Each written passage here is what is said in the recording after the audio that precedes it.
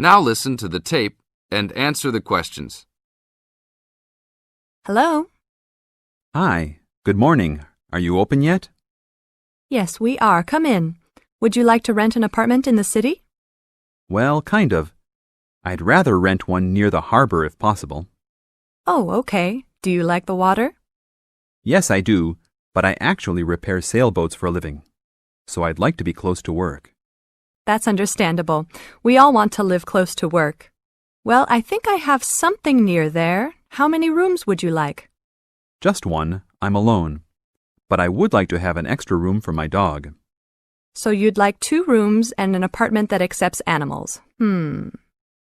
Here's one. It's 1 block up from the harbor and renting for $445. How's that? That's perfect. Just what I was hoping to pay. What floor is it on? Floor? Oh, it's on the 12th floor. That's too high. I'd like to be on the 1st or 2nd floor so that I don't have to use the elevator. My dog, he's scared of them. Oh, well then, that's a little more complicated. Let me make a few calls. Okay, I think I found a couple more for you. Here's one that might suit your needs. How much? $395 a month. That's cheap. But it's only a 1-bedroom, a large one, but it's still just 1 room. Oh, well, regardless of whether the room is small, I still need a separate room for my dog. What else do you have? Then I have a 2-bedroom for $565 on the 2nd floor that is a little further away from the harbor. How far? About a half mile, and they accept pets. That's a little more than I had planned on paying, but I guess I could look at it. What's the address? 224 Williams Avenue, Harbor Square. 224 Williams Avenue. Got it.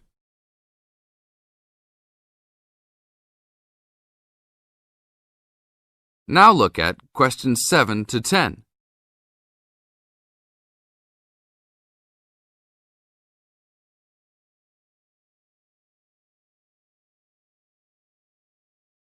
As the talk continues, answer questions 7 to 10. What else is included? Let's see, it has a washer and dryer, refrigerator and stove, a bed, dressers and shelves, and access to a swimming pool, game room, and gym. Ooh, I'll definitely take a look. Hi, how did you like it? It's great. I love the amenities, but the bed and furniture are awfully dirty. Can they replace those before I move in? Sure, that shouldn't be a problem. Anything else? Yeah, I didn't see anywhere to park my car. Is there a parking lot in the basement? Yes, there is. Would you like to rent a space? No, I'd like that to be included in the rent. Oh, well, I'll see what I can do, but I can't guarantee that. Do you want to take it anyhow? If those 2 issues were solved, I would love to take it. This is the end of section 1. You now have half a minute to check your answers.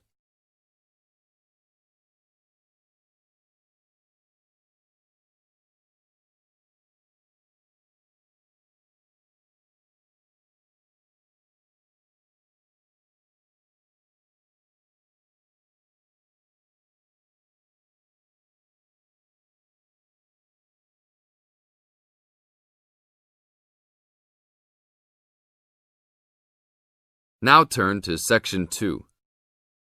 Section 2. You are going to hear an orientation talk. First, you have some time to look at questions 11 to 15.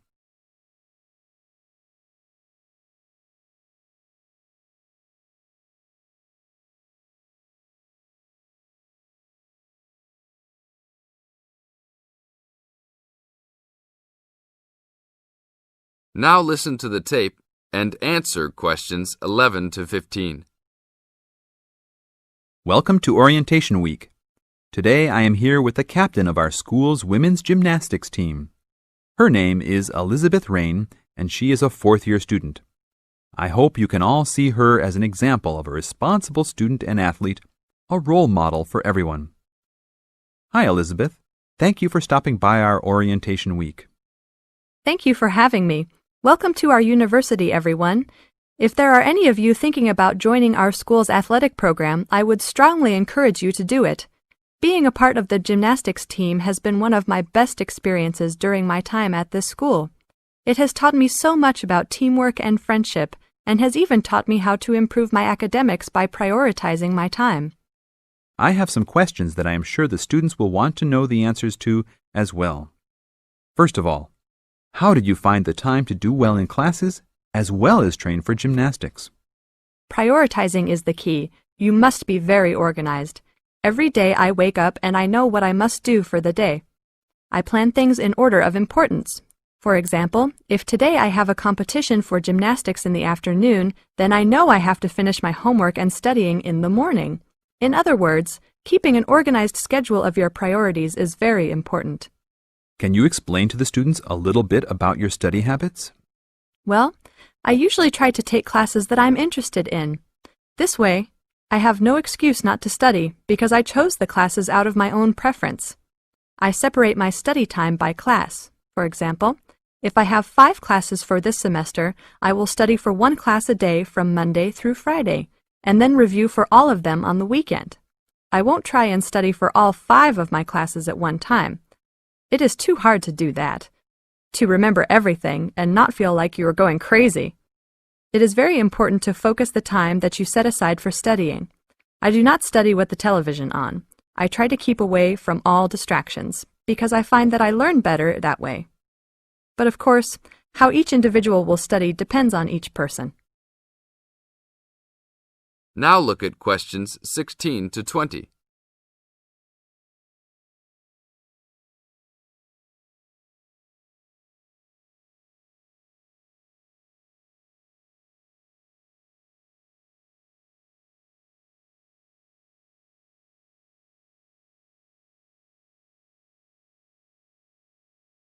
Now listen to the tape and answer questions 16 to 20. That sounds like good advice. Let's talk a little bit about your gymnastics career. How long have you been doing this sport for, and what has been the best moment of your college participation? Well, I've been participating in gymnastics since I was a kid. My parents got me involved in the sport. The best moment. I would have to say that there is not one single instance that stands out in my mind as the best moment, but more of a whole experience. My first year in university was definitely one of the best years of my life. I met my best friends that year and really learned to grow up and be independent. Our team went to the national championships that year, and it was an incredible experience, so I would count the whole year as my best experience in college. How about the worst moment? It is true everyone goes through bad experiences. My worst experience would have to be the fall of last year when I broke my wrist. I was unable to participate in sports for the remainder of the year and had to learn how to write with my left hand. I guess when I look back at it, though, even though I wouldn't wish this to happen to anyone, this experience definitely made me stronger as a person. It taught me to look at life with a new perspective and to really value the friends and family that are important and close to me. Thanks for your time, Elizabeth. Do you have anything else you want to tell the new students? Just have a good time.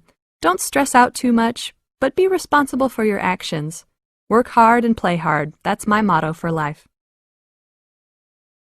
This is the end of Section 2.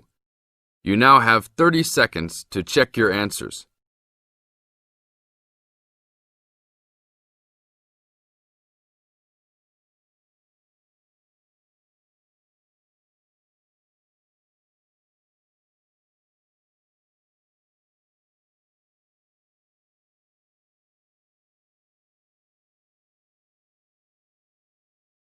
Now turn to Section 3. Section 3. In this section, you are going to hear a conversation on animal protection. First, you have some time to look at questions 21 to 25.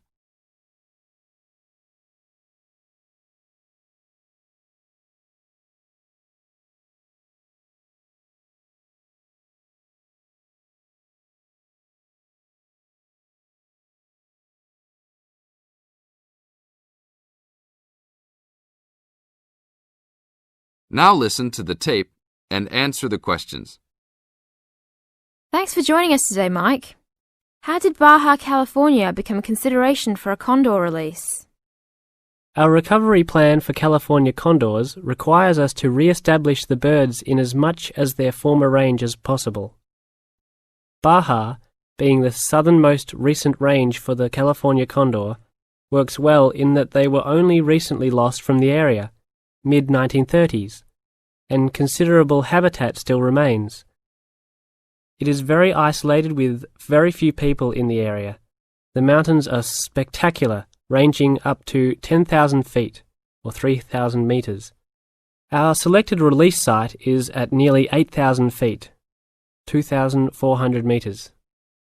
Mike, how many birds do you envision flying free in this area, Baja, in the future? We will be releasing 4 to 8 birds on a yearly basis and will reconsider the situation when we have 20 birds in the area. What age do the birds have to be before moving them? That's a good question. Typically, we move them at 8 months to 18 months old.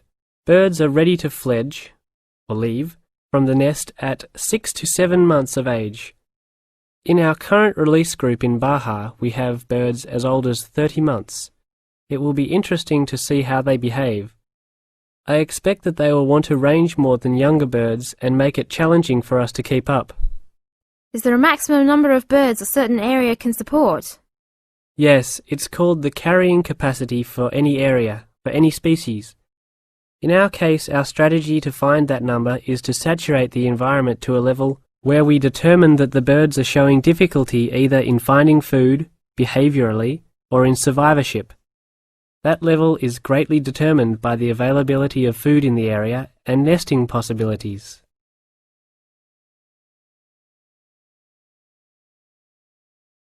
Now look at questions 26 to 30.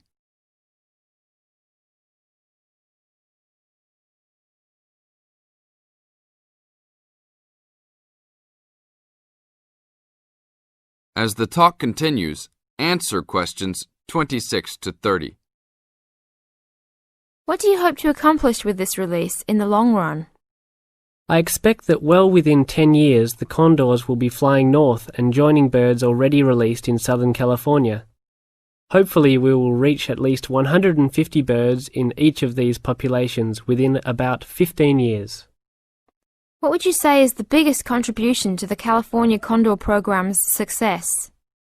That would have to be the fact that we were able to breed the birds in captivity from the 27 birds we started with in 1987 to the 205 birds we have today. This is thanks to cooperation between the San Diego Wild Animal Park, the Los Angeles Zoo, and the World Center for Birds of Prey in Boise, Idaho. Are there any problems keeping track of and protecting your released animals outside of the US? Nope. We are using radio transmitters and will be using the new satellite and GPS transmitters as well. Which system is better? Using satellites. The advantages over radio telemetry are numerous. It makes it possible to keep up with the bird's flight without being led miles in a matter of minutes. It took the young condor only a week to migrate across the state, and with just radio telemetry, poor weather can keep a plane grounded, and not all roads are accessible to track them on ground. New technology will allow one to be able to track birds that are not accessible by plane. Also, it is a new way to gauge the effectiveness of reintroduction. How so? If a condor transmitter works properly, researchers will get a location every 10 days for about 2 years. Do you see an end in sight for the need to breed condors in captivity? Yes, that would be great. But it will take a while for us to establish the two wild populations and make sure that they are sustainable. Part of our recovery is to maintain a captive flock of 150 birds in various zoos around the country as a safety net for the future. This is the end of Section 3. You now have half a minute to check your answers.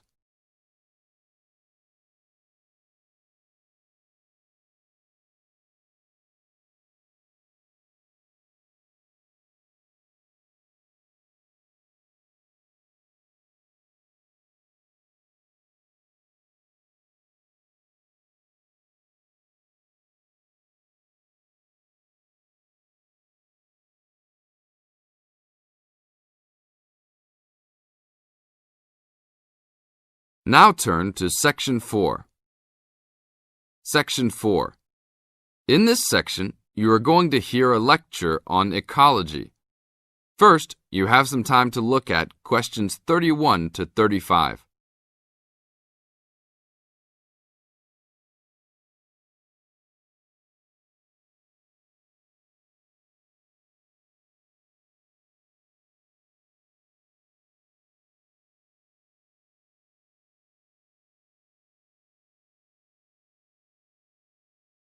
Now listen to the tape and answer the questions. Good afternoon. I'd like to turn it over to Dr. Carey, who will talk about the programme in restoration ecology. Thanks, Chris. A lot of people think that human beings can do whatever they want to the environment. But as Aldo Leopold taught, land is a system of interdependent parts which should be regarded as a community and not a commodity.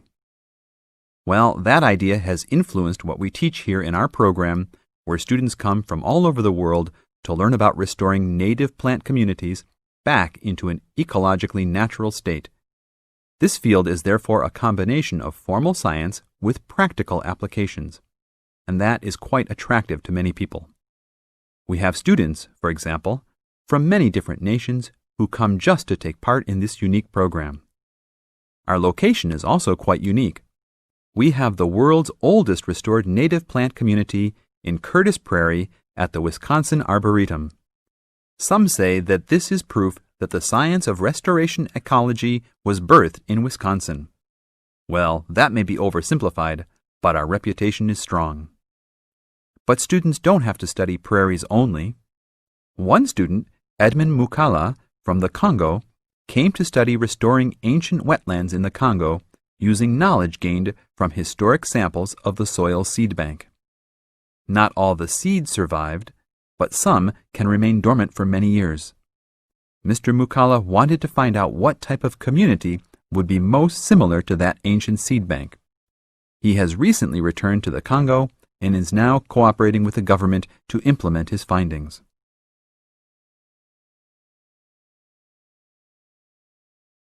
Now look at questions 36 to 40.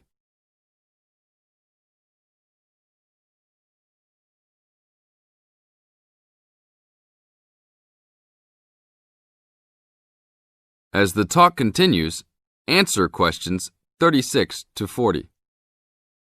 So the only prerequisite for doing research here is that it is a native plant community. That means not just prairies, but wetlands, woodlands, savannas, and other environments. We're proud of the diversity of research topics in our program. And we continue to grow. This year we have 32 new students from 8 different countries.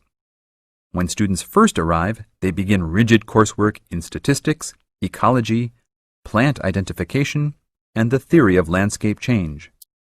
Then they take part in internships at local conservation agencies such as the Arboretum, the Nature Conservancy, the Parks Department, and others. We find internships to be crucial in helping students apply the knowledge they have gained in the classroom. And we're proud to say that, since the beginning, we have graduated 277 students with master degrees from our programs and 122 students with PhDs. Some have gone on to bigger and better things. One graduate is now the director of the Worldwide Fund for Nature in China. Another is the director of Parks Development in California. And others now lead their own research departments in universities around the world. This is the end of Section 4. You now have 30 seconds to check your answers.